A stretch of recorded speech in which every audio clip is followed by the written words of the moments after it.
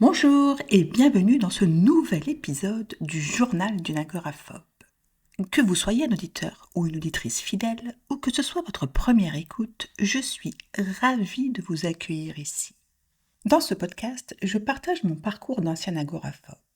Je ne suis ni médecin ni thérapeute, mais si mon humble expérience peut offrir quelques pistes à certains d'entre vous et contribuer à libérer la parole sur un sujet qui stigmatise encore trop de personnes, eh bien, mission accomplie. Nous en avons parlé à plusieurs reprises dans ce podcast. Il est extrêmement important que le patient s'investisse dans sa thérapie. Le psychologue ne peut rien faire pour nous si on ne s'implique pas.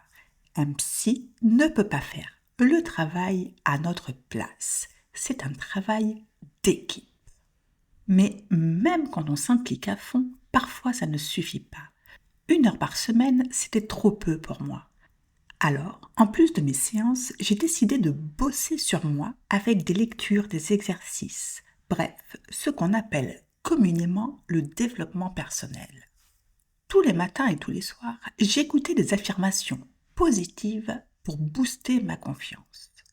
Ça peut sembler un peu bisounours, mais croyez-moi, c'est puissant.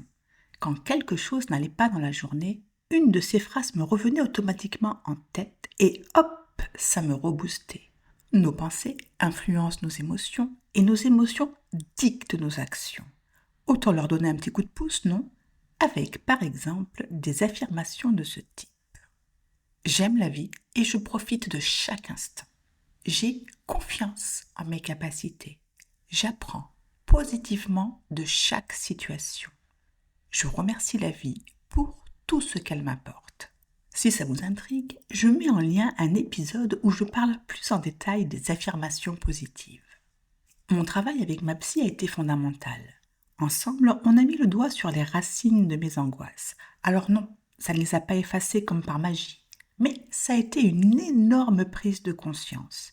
Parce que pour construire du solide, il faut d'abord bosser sur les fondations. Autre outil qui m'a énormément aidé, la méditation de pleine conscience. Rien de mystique, rien de compliqué. Juste moi, assise en silence, à observer mes pensées. Et là, j'ai fait une rencontre assez spéciale. Je me suis rencontrée moi-même. Ça peut paraître étrange, mais se poser et être à l'écoute de soi, c'est un vrai game changer. En combinant tout ça, les séances avec ma psy, le développement personnel, la méditation, j'ai ressenti quelque chose que je n'avais pas vécu depuis longtemps. Je me sentais bien, je me sentais épanouie. Alors non, je ne sortais toujours pas seule, mais je sortais accompagnée. J'ai retrouvé le plaisir d'aller au resto, au ciné, au théâtre. Je remettais un pied dans la vie. Et ça, c'était énorme. Message du jour.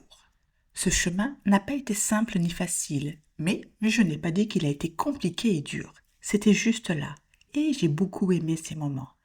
J'ai découvert des choses que je ne connaissais pas et je me suis découverte moi-même. Les univers de la psychologie et du développement personnel sont passionnants. Et finalement, je préfère la personne que je suis aujourd'hui à celle que j'étais avant la maladie. Mais je vous rappelle que la guérison n'est pas linéaire.